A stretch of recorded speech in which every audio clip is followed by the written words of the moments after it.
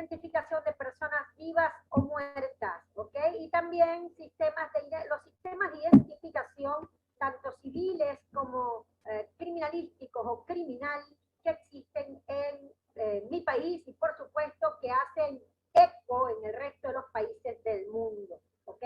Vamos a trabajar con esos métodos de identificación con un alcance a nivel internacional y por supuesto también voy a plantearles alguna perspectiva nacional para presentarle algunos casos, ¿sí?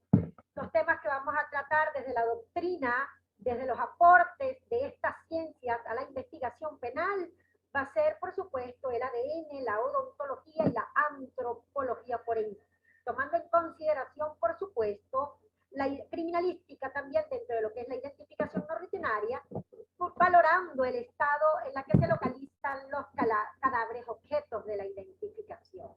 ¿Okay?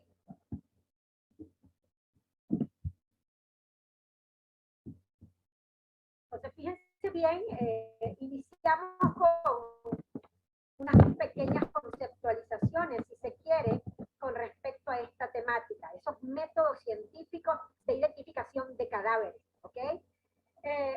Decimos que según Teles Nelson, desde la perspectiva de la investigación de la medicina forense, un colombiano que él menciona en su doctrina que los métodos científicos que permiten la identificación fehaciente de los cadáveres son fundamentalmente los que de manera precisa individualizan características altamente improbables de ser poseídas por más de un sujeto en una población determinada.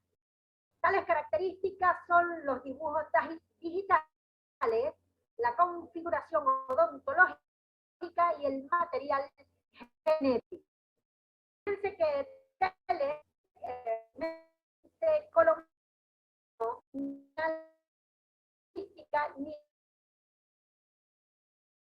por ello. Sabiendo, por supuesto, biología y ADN trabajan de manera mancomunada, es decir, en la materia de campo o en el estudio de campo de estas evidencias vinculadas con esta ciencia, trabajan como un equipo multidisciplinario, dando resultados, por supuesto, positivos en materia de identificación. Fíjense bien, entonces,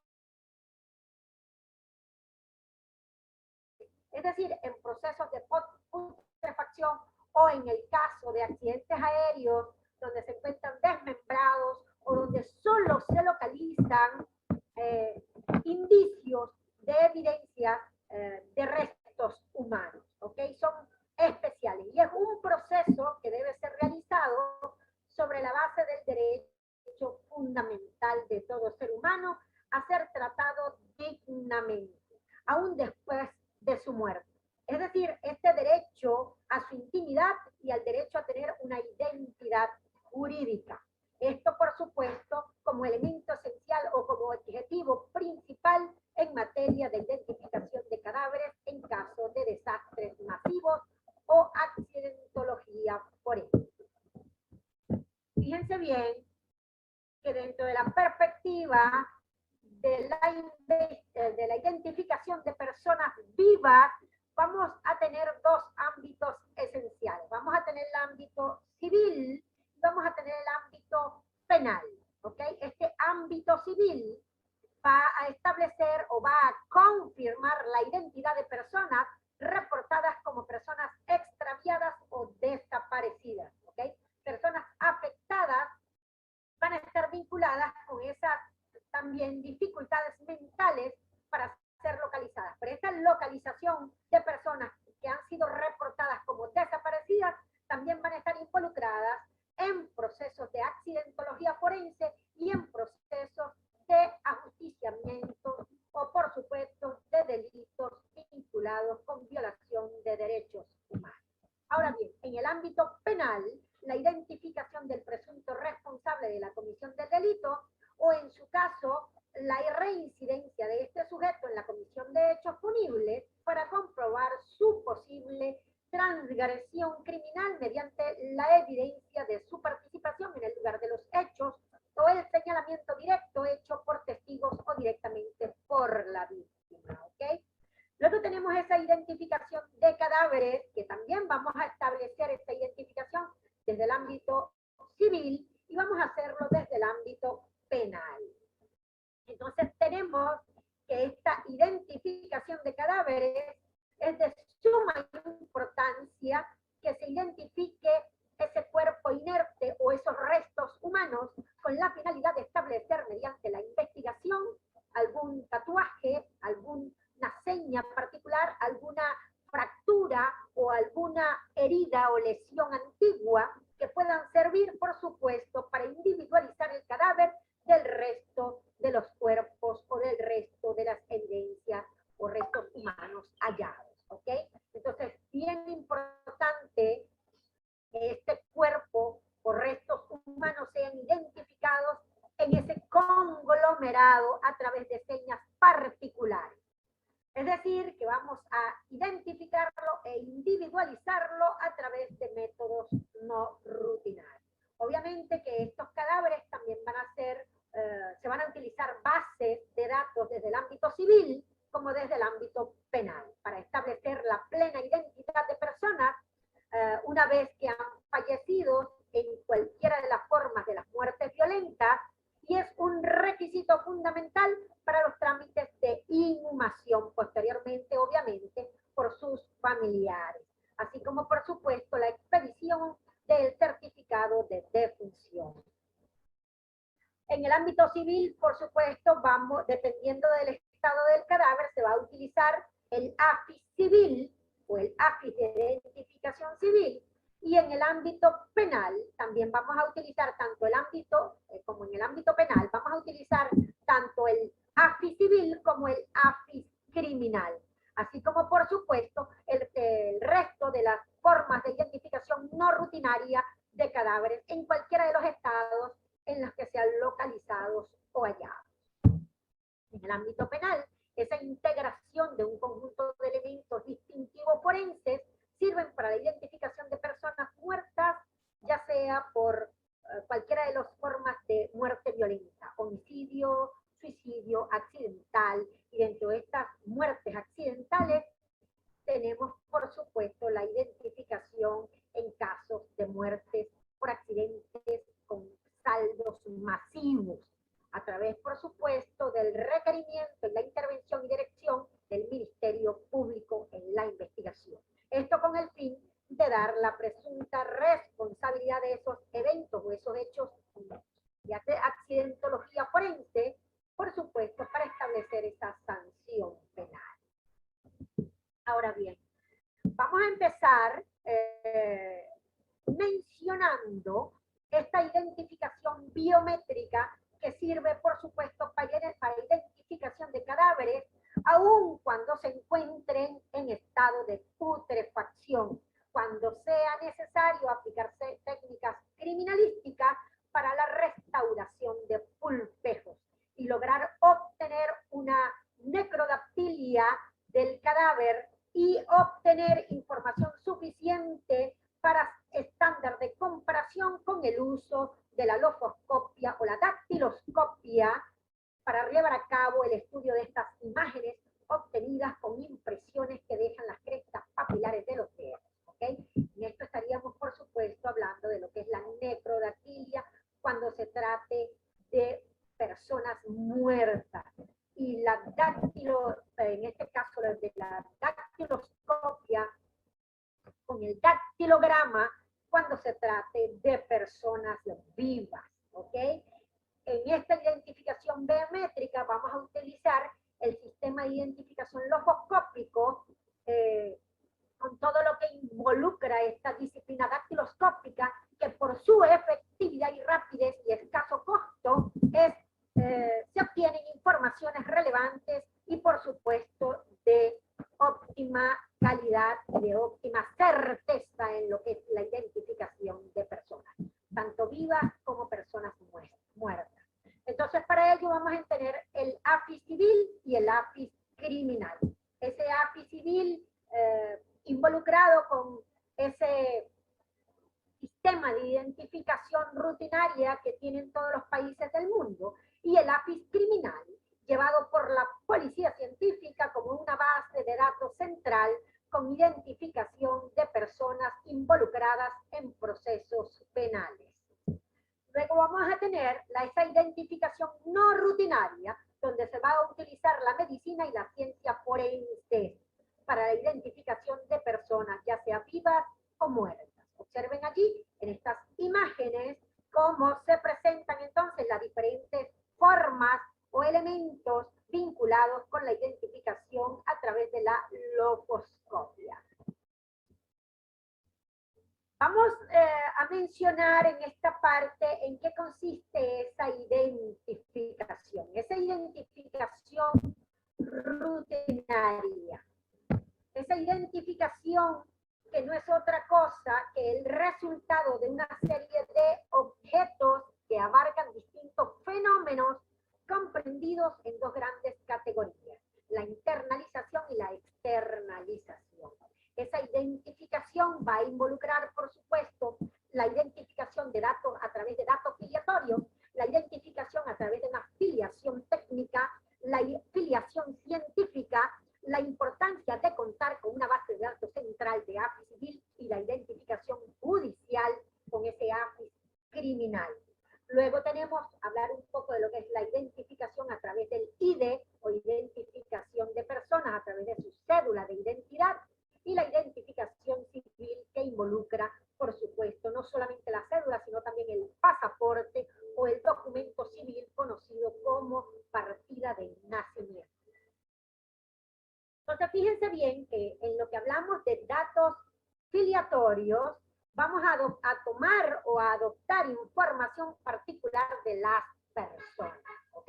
Vinculada con información de identificación de características fisonómicas y características de vestimentas y, por supuesto, información vinculada con algunos caracteres vinculados a su particularidad que lo identifica como persona. Luego tenemos una afiliación técnica que generalmente se hace en investigación penal o incluso en investigación forense, que son ese procedimiento para obtener datos personales, como su nombre y apellido, nombre de sus padres, la nacionalidad,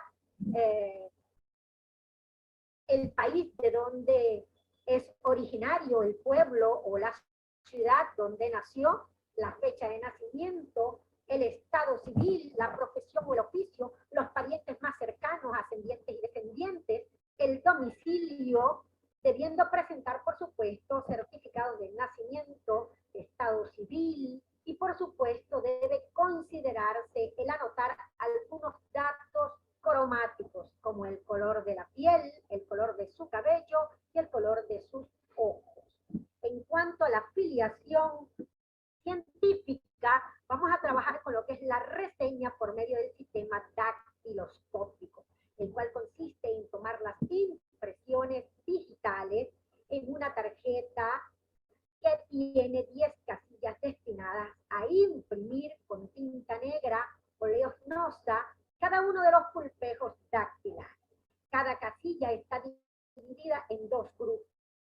Es decir, la parte superior de la tarjeta va con los 5 dedos de la mano derecha y debajo de estos los 5 dedos de la mano izquierda. El auricular va a estar en una casilla particular, de tal manera que la fórmula calificatoria dactiloscópica comienza con el pulgar derecho. ¿Okay? Entonces es importante señalar la existencia de las datos digitales o la base de datos centrales de AFIS civil y del AFIS judicial, aquí conocido en Venezuela como Sistema Autónomo de Identificación de Migración y Extranjería, también conocido con las siglas de SAIME. Y en cuanto a la identificación judicial, vamos entonces a tener todas aquellas referencias que se realizan tanto de aquellas personas que cometen algún tipo de hecho punible, como aquellas personas que necesitan de algún requerimiento o procedimiento legal y que aparecen en el sistema. Eso tenemos entonces que mencionar esta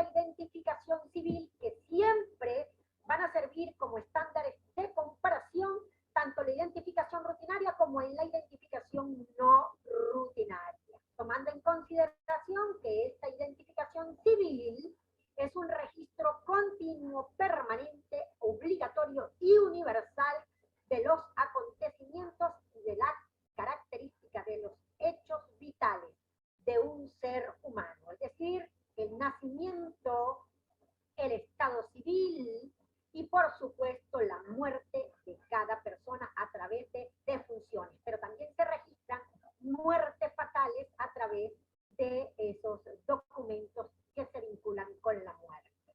También vamos a conocer a través de esta identificación civil los actos matrimoniales, los divorcios, entre otros. La persona, después de cumplidos los 9 años, al menos acá en mi país, obtendrán su ID o cédula de identidad, donde se les realizará su primer registro dactilar. Hay países como China, por ejemplo, que el primer registro dactilar o su ID lo tienen a los 18 años. Esto dificulta la identificación de personas a través de estándares de comparación con registros internacionales, por cuanto solo emiten un documento conocido aquí en Venezuela como partida de nacimiento. Allá en China, por ejemplo, tiene un nombre distinto, pero a nivel de búsqueda de información de registros civiles y registros judiciales a nivel internacional, se dificulta un poco con China, por ejemplo, y algunos otros países del mundo que solamente hacen identificación de personas a través de registros dactilares, a través de su mayoría de edad. ¿Okay? Hago referencia especial a China porque trabajé en muchos casos trabajando en Interpol, donde habían ciudadanos chinos, donde no teníamos base de datos a nivel civil, por cuanto solamente había identificación después de la mayoría de edad. ¿Okay? Fíjense bien que en lo que es identificación de cadáveres, tanto en personas vivas como en personas muertas, vamos a tener la identificación forense. Esa identificación forense vamos a tratarla el día de hoy desde la doctrina de la identificación antropológica y odontológica de cadáveres en general. Se realiza en cadáveres carbonizados, putrefactos, descuartizados o aquellos que forman parte de saldos masivos de víctimas en desastres aéreos, naturales, hechos de tránsito terrestre, marítimos, entre otros.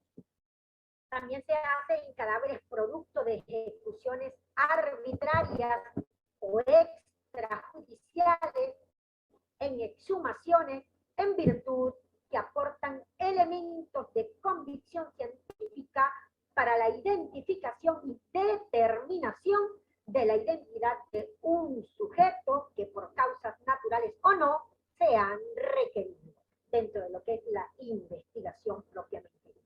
En este sentido, por supuesto, se van a realizar estudios antropológicos y odontológicos comparativos de caracteres morfológicos, donde se va a involucrar también la imagenología forense a través de fotografías, videos, y para obtener, por supuesto, señas o elementos particulares que sean directamente vinculados con lo que es la fisonomía, estructura dental y del cuerpo de un sujeto con fines identificativos.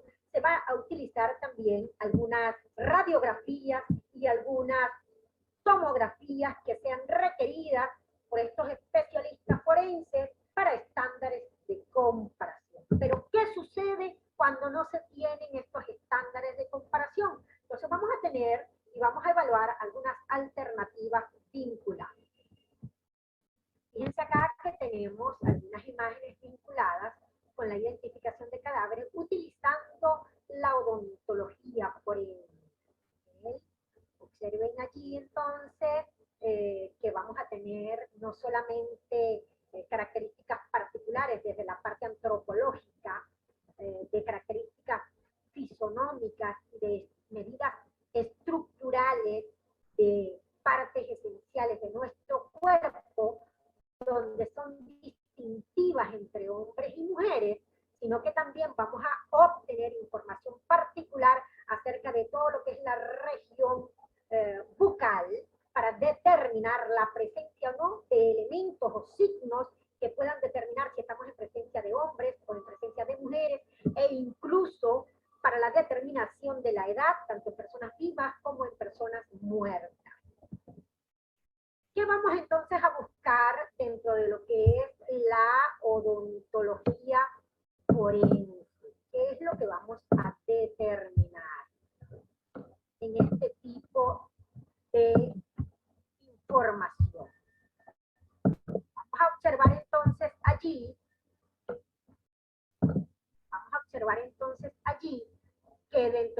primera disciplina que vamos a estudiar va a ser la odontología forense. Se deberá procesar dentro de lo que es la investigación, porque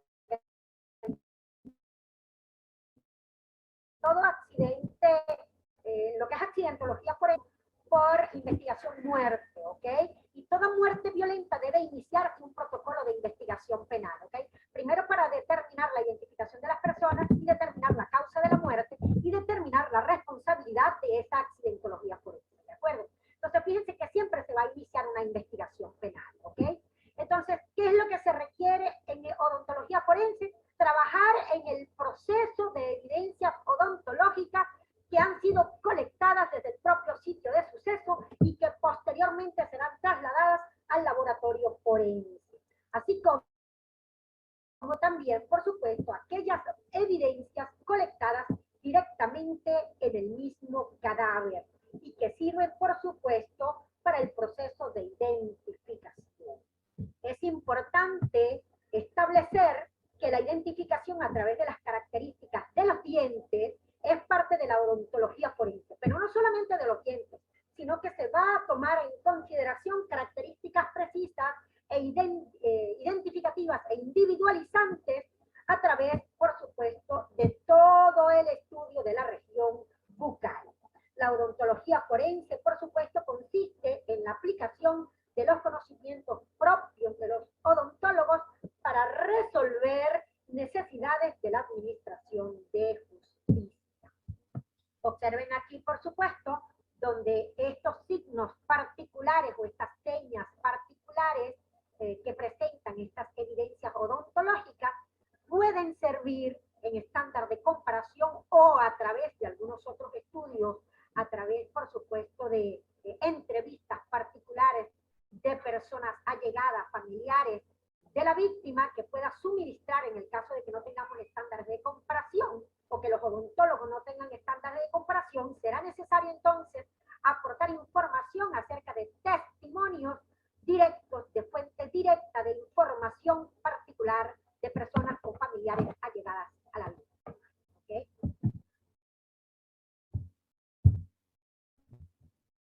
Entonces, ¿qué experticia desde la perspectiva del laboratorio de odontología forense se deben realizar para la identificación de personas vivas o muertas? ¿Okay? Vivas o muertas. Una de las experticias del protocolo odontológico forense de mi país con un esquema o con una estructura de ámbito internacional, con aprobación de protocolos internacionales, vamos a tener entonces el estudio de las técnicas y procedimientos de autopsias bucales, ¿ok? Para la identificación de cadáveres en los estados que involucre el llevar a cabo esa identificación de cadáveres utilizando autopsias bucales. Luego tenemos la determinación de la edad dental. Esto, por supuesto, en los mismos estudios odontológicos, esta experticia se realiza en los casos de niñas que estén involucrados en adopciones o en adolescentes incursos en delitos. Pero también se realiza este tipo de experticia en la identificación de cadáveres o en el caso de partes o evidencias odontológicas localizadas y colectadas en desastres masivos o en accidentología forense. También hay otra experticia que se llama estudio, clasificación y procesamiento de las huellas de mordeduras humanas. Experticia que se realice con fines médicos legales para estudiar la lesionología vinculada con homicidios, con violaciones y con cualquier otro tipo de delito donde se involucre este tipo de elemento o de evidencia vinculada. Tenemos también dentro de lo que es la odontología forense el estudio de queiloscopia, que no es otra cosa que mediante el estudio de las impresiones labiales con fines de identificación, siempre con estudios de estándar de comparación.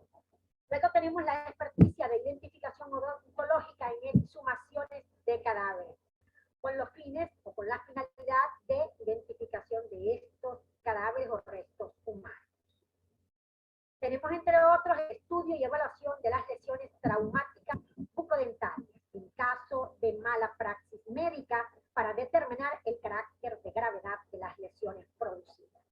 Tenemos, entre otros, entonces, el estudio y evaluación sobre los casos de responsabilidad profesional en casos de mala praxis odontológica. ¿Para qué? Para determinar la responsabilidad legal de los profesionales en determinadas lesiones producidas en pacientes. Tenemos entonces el estudio de identificación odontológica de víctimas, productos de siniestros, desastres masivos, catástrofes, entre otros. Obviamente con los fines de identificación de personas. Debe realizarse en todos los casos fotografías faciales de la dentadura de todos los cadáveres que ingresen como no identificados. ¿Para qué? Para crear un álbum fotográfico con fines identificativos en estándares de comparación. Fíjense bien que durante el primer Congreso de Medicina Legal en La Habana en 1946, la odontología forense se reconoció como autónoma y durante la Convención Nacional de Odontología acá en Venezuela en 1980 fue aprobada como una especialidad propia para la identificación de personas en medicina forense. Fíjense que a pesar de que no se habla mucho de esta técnica, es utilizada, al menos acá en Venezuela y en algunos países vinculados con medicina forense, con identificación de cadáveres, a través de odontología forense. Acá en Venezuela se han realizado estudios científicos acerca de la rugoscopia. Ningún odontólogo debe considerar a su campo de experticia que se limite solamente a los dientes. La ley del ejercicio de la odontología, lo que respecta a Venezuela, en su artículo 2, señala claramente que debe establecerse en el campo de acción de la odontología no solo comprende el estudio de los dientes, sino que también involucra las regiones anatómicas que le limitan o comprende, entre ellos, por supuesto, el paladar, ¿sí? O también conocido como rugosidad del paladar. Es por ello que se cuenta con una variante o una variable de estructuras vinculados con esa estructura blanda como alternativa complementaria en el análisis de evidencias dentales. Esto que está acá es un estudio realizado por la UCB, la Universidad Central de Venezuela, con respecto a la importancia del estudio de la rugoscopia, que son las rugas palatinas con estructuras anatómicas en relieve que se presentan en la porción anterior del paladar, justo por detrás de los dientes anterosuperiores y de la papila incisiva, bilaterales a la línea media. Observemos acá, esto que está acá, en la línea A, B y C. Podemos observarlo. Entonces tenemos acá, por supuesto, algunos estándares de comparación tomadas a través, por supuesto, del método utilizado para tal efecto. Fíjense que algunos estudiosos doctrinarios refieren que este método fue sugerido por primera vez como método de identificación por Allen en 1889. También es importante destacar que estas evidencias conocidas como rugas son obtenidas no solo con impresiones de la mucosa per se, sino de aparatos protésicos o por ende afines como los ortopédicos. Entonces fíjense que este método va a consistir en la identificación mediante la clasificación de las rugas platinas por su número, forma, tamaño y ubicación. El hecho que éstas persistan toda la vida desde su aparición en el tercer mes de gestación, tal cual como sucede con las imágenes de nuestros dibujos digitales que se encuentran en la última falange de los dedos de las manos, estas arrugas también aparecen en este tercer mes de gestación. También también son únicas de cada persona e incluso entre gemelos, y que por su ubicación se encuentran relativamente protegidas por los labios, los dientes y por la bolsa adiposa de Bichat en Carrillo, y por los huesos maxilares, lo que hace que sean menos afectadas por la descomposición e incineración de los cadáveres. Esto, por supuesto, que proporciona una valiosa y aceptada información de evidencia, de certeza en la identificación e individualización de personas a través, por supuesto, de estos elementos comparativos. Recordemos, por supuesto, que todos estos modelos son a través de modelos comparativos obtenidos a través de impresiones de mucosa de cadáveres y de las impresiones de superficies mucosas de prótesis en estándares de comparación. ¿Okay? Acá tenemos, por supuesto, el estudio también de la keiloscopia, que según el registro y clasificación de los rasgos labiales, donde se considera su forma, su grosor, sus huellas labiales y sus comisuras. A la izquierda, por supuesto, se observan impresiones labiales con la boca abierta, y a la derecha, en este caso, vista del observador, sobre el papel doblado a la mitad. ¿Okay? Allá también tenemos, acá en esta imagen, el dibujo esquemático donde se representa la dirección de la comisura, horizontal, de caídas o abatidas. También método utilizado por la odontología forense. Voy a hablar de manera muy particular dentro de lo que es la identificación no rutinaria de los registros dentales y de las huellas de mordedura, que son, por supuesto, esos estigmas dentales que va a involucrar, por supuesto, a una persona ejecutante o victimario que haya dejado lesiones producidas o estas estigmas dentales o huellas de mordedura en la piel de una persona viva o de una persona muerta. ¿Okay? Este fragmento dental o el registro de la relación oclusal de una dentadura completa, los dientes son empleados significativamente y satisfactoriamente en el proceso de identificación. Este método conocido como oclusográfico, a través de oclusogramas, consiste en el registro y comparación de mordeduras, para lo que se obtiene una fotografía previa de la huella con objeto de la investigación, o esa huella dubitada localizada en un cadáver plenamente identificado. ¿Sí? Este hecho resiste, por supuesto, a cambios climáticos y al fuego post-mortem, entre otros, confiere gran valor y a veces son las únicas maneras que existen para la identificación de casos carbonizados y putrefactos. No obstante, estas evidencias odontológicas pueden, por supuesto, ser la clave para el registro de identificación de cadáveres. Y también es la clave en estándares de comparación para identificación de cadáveres que se encuentren en estos estados no reconocibles o cuando solamente se obtengan del sitio de suceso solamente piezas o evidencias que pueden servir de estándares de comparación en los estudios pertinentes. ¿Okay?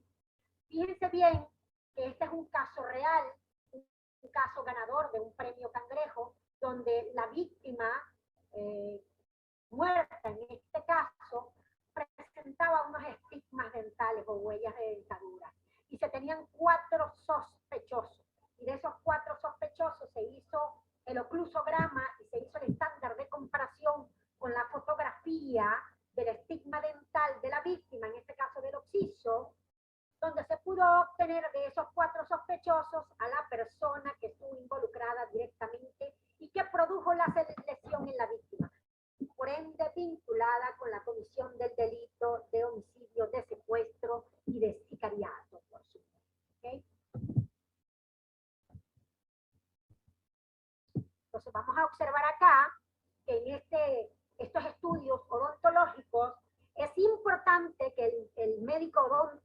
el odontólogo forense realice el odontograma, tanto del occiso o de las piezas dentales que sean objeto de la investigación, así como a través de estándares de comparación por información suministrada por la víctima o por los, en este caso, por las víctimas secundarias o familiares, conocidos o allegados directos de la víctima que puedan aportar información acerca de el sujeto investigado. En este caso, del cadáver o de las piezas humanas colectadas, objeto de la investigación para su identificación.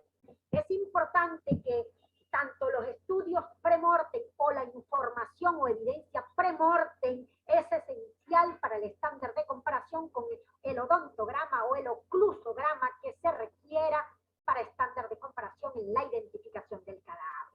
En el caso de que no se obtenga información pre-morte de la víctima o del sujeto investigado o de las piezas involucradas con la víctima, es importante hacer entrevistas donde las víctimas secundarias van a aportar información pertinente vinculada con información odontológica.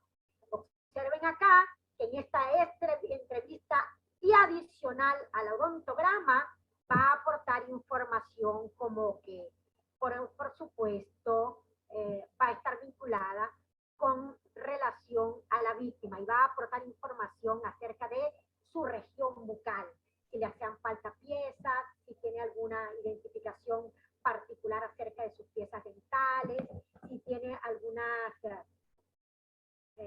muelas o dientes fracturadas o reparadas, o si pueden aportar información acerca del odontólogo que pueda suministrar placas dentarias o, por supuesto, algún otro estudio vinculante. ¿Okay?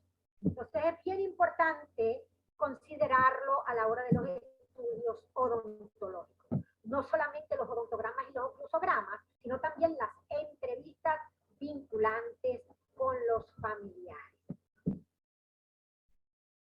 Fíjense acá que teníamos un cadáver de una niña que fue localizado en un accidente vial con saldos masivos y donde se obtuvo información tanto de entrevistas como, por supuesto, pre-mortem de la niña acerca de información de estudios odontológicos previos a su muerte, donde se pudo obtener, por supuesto, la identificación de este cadáver que pertenece a esta niña que está acá y que resultó, por supuesto, víctima de saldo masivo de un accidente de tránsito acá en Venezuela, en un estado conocido como Guárico. ¿Okay?